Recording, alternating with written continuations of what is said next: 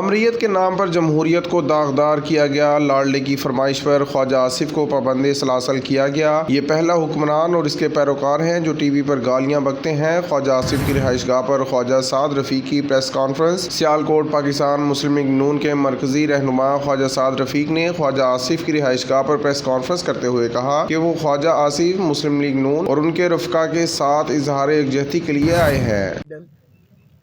اپنے بڑے بھائی اور مسلم لیگ نون کے پارلیمنٹری لیڈر جناب خواجہ محمد آصف صاحب کی رہائش گاہ پر ان کے ٹائم ٹیسٹڈ ساتھیوں کے ساتھ موجود ہیں۔ آنے کا مقصد بنیادی طور پہ خواجہ آصف صاحب کے ساتھ اور ان کے سیاسی رفقا کے ساتھ مسلم لیگ نون سیالکوٹ کے ساتھ اظہار یکجہتی ہے۔ جیسا کہ آپ جانتے ہیں، خواجہ آصف صاحب کو احتساب کے نام پر انتقام کے اسی شکنجے میں جکڑا گیا ہے جس کا شکار پاکستان میں پچھلے 2.5 سال سے اپوزیشن کی قیادت کو بنایا گیا ہے، اور میاں محمد نواز شریف صاحب سے لے کر مجھ تک اور ہم سے آگے ہمارے سارے ساتھیوں نے یہ باریاں دی ہیں۔ ان گرفتاریوں کا احتساب سے کوئی تعلق نہیں ہے۔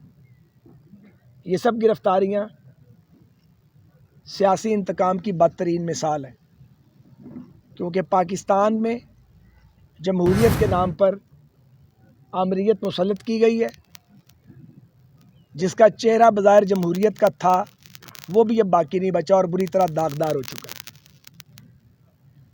خواجہ آصف صاحب کے پیچھے یہ پچھلے 2.5 سال سے پڑے ہوئے تھے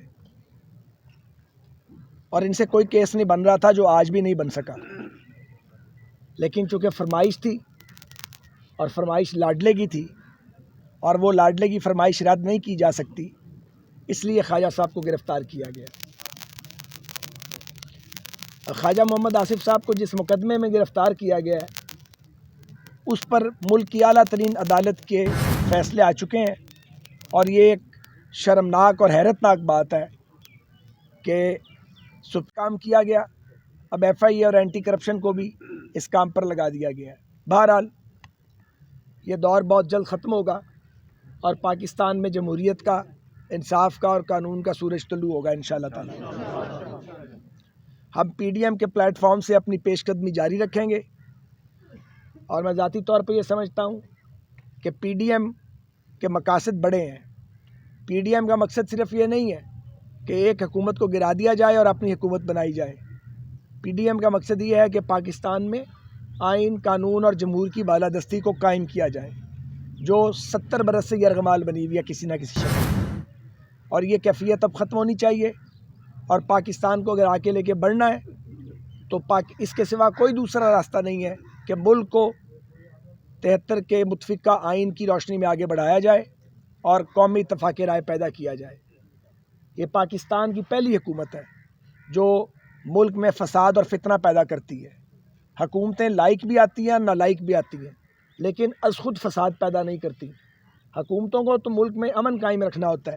یہ پہلا حکمران اور یہ پہلے اس حکمران کے ٹوڈی ہیں جو سارا دن ٹی وی پر صرف گالیاں نکالتے ہیں، مغلظات بولتے ہیں، بہتان تراشی کرتے ہیں، جھوٹے مقدمے تراشتے ہیں، اور بجائے اس کے کہ ملک چلانے کی فکر کریں، اپنے سیاسی مخالفین کو انہیں فکس اپ کرنے کی ہر وقت فکر ہوتی ہے۔